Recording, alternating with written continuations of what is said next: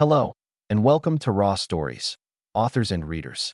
Did you know that behind every story lies a secret, and behind every author, a hidden journey?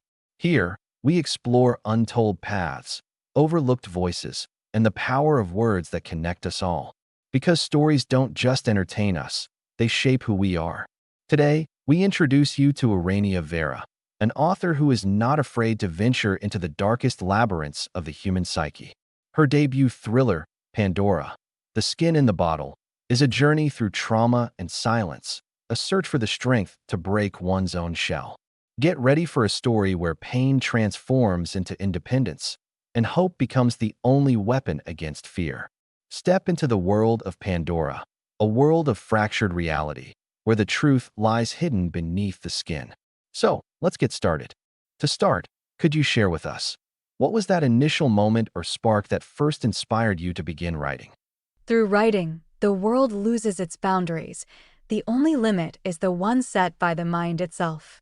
I find it fascinating how my characters develop their own personalities, and through them, I discover parts of myself that were once unknown to me. That's fascinating. And now that you're on this path, what does the act of writing give you today? What do you find in it? I started writing out of a need to express my thoughts on women's rights and gender-based violence, especially after witnessing the alarming rise in femicides in recent years. During the process of writing my first book, I began to discover new facets of myself and different ways of expression. What began as a form of release gradually evolved into a passion, a creative outlet that will accompany me for the rest of my life. What first drew you to writing psychological thrillers? It's not common for a writer to find their voice from the very beginning. I've always been fascinated by the psychological analysis of characters through their gradual deconstruction. The struggles we face in life forge who we are. It's easy for a hero to be likable on their best days, but what truly captivates me is how their moral values shift when they're pushed to the edge. That's where the truth of human nature lies. So, writing psychological thrillers felt like the only natural path for me. What inspired Pandora, The Skin in the Bottle? Was there a particular event, emotion, or idea behind it? Every woman, unfortunately, carries her own list of experiences with gender-based violence. In recent years, watching the news and hearing the stories of women who became victims made me realize how briefly we bring these tragedies to light, only for them to fade into mere statistics. I wrote Pandora, The Skin in the Bottle, not only for the women who should still be among us, but were unjustly taken, but also for those who survived. I wanted to create something that might reach anyone who has suffered in silence, to help transform fear into an ally, and perhaps give them the courage to seek help. Your book deals with trauma and resilience. Was it emotionally difficult to write, or was it more cathartic? I would say it was more cathartic than difficult. Through the writing process, I was forced to confront experiences of my own that I had subconsciously avoided for years. Writing helped me recognize them, accept them, and finally leave them in the past. Of course, there were moments that challenged me emotionally. When dealing with such a sensitive subject, I wanted to approach it with humility and empathy, making sure that real people's pain would never become a source of cheap drama or sensationalism. The title, The Skin in the Bottle, is intriguing. What does it symbolize for you? The title holds multiple layers of meaning, both for me and for the story itself. Pandora, according to mythology, was the woman who opened the box that released all evils into the world, leaving only hope behind. The skin in the bottle represents the initial confinement we experience, the shell we must break in order to truly set ourselves free. It also symbolizes the marks left by any traumatic experience, the residue of pain that remains beneath the surface. Ultimately, the meaning may vary for each reader, but for me, it's a reminder that the only real prison is the one we build within our own minds. Is there a character in Pandora you feel most connected to? My favorite character is Murdo. She represents the transition girl's experience when their bodies begin to change during adolescence. Suddenly, the world starts treating her differently too. If you could describe Pandora, the protagonist, in 3 words, what would they be? Strong, altruistic, determined. What message or feeling do you hope readers carry with them after finishing the book? I wanted this book to stir the waters, to make readers reflect on the world around them and realize that it's time to take action, so that no woman will ever have to find herself in the protagonist's place again. If Pandora became a film, who would you imagine playing the main role? I often picture an actress with the ability to balance vulnerability and quiet intensity, someone who can show trauma without ever needing to speak it aloud. Anya Taylor-Joy or Florence Pugh come to mind. Both have that delicate fierceness that fits Pandora's fractured reality. But honestly, I'd love to discover a lesser-known actress who could embody the role with rawness and unpredictability. Pandora isn't a glamorous heroine. She's a woman whose inner world is collapsing. The role needs someone brave enough to go there. Do you listen to music while writing? And if yes, what kind of music fits the world of Pandora?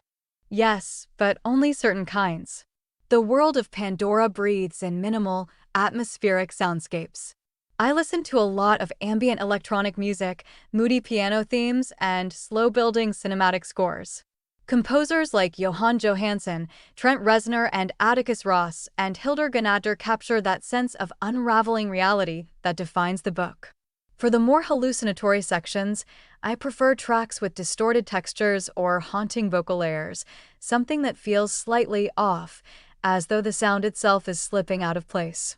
It helps me enter Pandora's unstable perspective. How do you approach the darker or more intense scenes emotionally? Do you plan them carefully or write instinctively? A bit of both. I always know the emotional destination of a dark scene, what psychological thread it needs to pull, what truth it's trying to expose. But once I start writing, I let instinct take over. The rawness has to feel unfiltered. If I overplan, the scene loses its pulse. I usually write the first draft very quickly, almost in one breath, without stopping to analyze. Afterwards, I shape it. I refine the rhythm, deepen the imagery, and make sure the emotional weight hits where it should. But the initial spark is always instinctive. I have to step into those shadows with my characters, not observe from a safe distance. What has been the biggest challenge and the most rewarding moment on your indie publishing journey so far?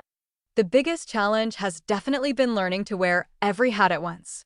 As an indie author, you're not just the writer, you're the editor, the marketer, the designer, the project manager. It's overwhelming at first, especially when you realize that finishing the manuscript is only half the journey. But the most rewarding moment? Seeing readers connect with the story in ways I never expected. When someone messages me saying a scene stayed with them for days, or that they felt seen through one of my characters, that makes every hour of uncertainty worth it. Nothing compares to watching a story that lived in your head take on a life of its own. How do you balance creative writing with book promotion on social media? It's a constant negotiation. I try to treat social media as a creative extension rather than a chore, another way to build atmosphere and world building around my stories. That mindset helps. Practically, I separate my time. Writing hours are sacred, distraction-free, and usually earlier in the day. Promotion happens later when I can shift my brain into sharing mode instead of creating mode.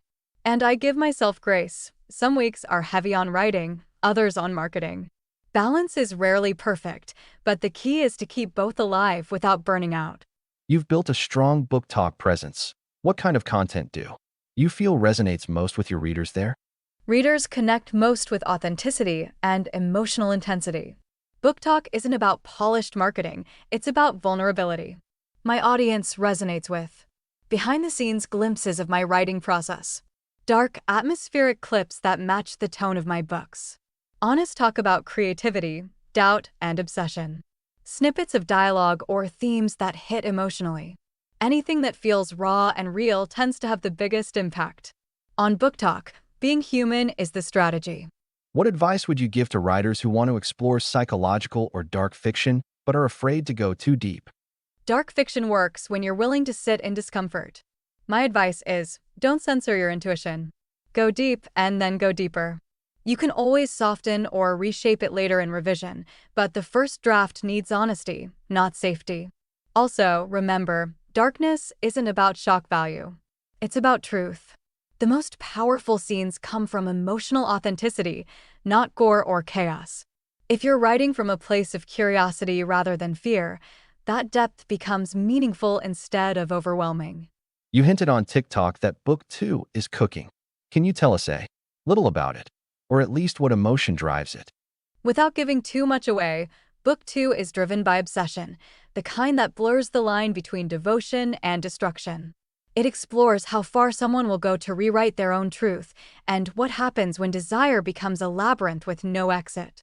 If Pandora was about unraveling reality, Book 2 is about chasing the one thing that might break you. How do you see your writing evolving in the future? I feel myself moving toward even deeper psychological layers, sharper intimacy, more nuanced character studies, and worlds where the emotional danger is just as real as the physical. I want each book to be bolder than the last.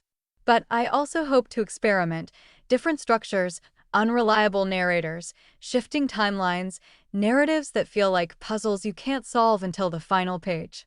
My goal is to keep surprising readers and myself. I know that you also draw, and I've seen some of your sketches and drawings on social media. What does drawing bring to you? Drawing allows me to express emotions, moods, and ideas in a direct, immediate way. While writing unfolds a story over time, a single sketch can capture a feeling or a moment instantly. It's a form of storytelling that complements my writing by giving me a visual outlet for imagination. It's interesting. How do you manage to combine writing with drawing? I see writing and drawing as two sides of the same creative process. Often, a sketch inspires a story, and a story inspires an image. They feed into each other naturally, and I don't really separate the two. Both help me explore ideas and bring them to life. Can it be said that the two arts, drawing and writing, complement each other? Absolutely. Writing and drawing enhance one another. Words give depth and context to images, while visuals can evoke feelings and details that enrich a story. Together, they create a fuller, more immersive experience for both the creator and the audience. Are there any of your drawings featured in your first book? No, none of my drawings appear inside the book, but I did design the cover myself. It was important for me to visually represent the story and set the right tone for readers from the very first glance. We have just introduced you to Ourania Vera and the dark, yet liberating world of Pandora, the skin in the bottle. It is a story that reminds us that even from the deepest shadows of trauma, strength and true independence can be born. Be sure to check the links in the description below to find Ourania's book on Amazon and follow her creative journey on social media. Thank you for being with us.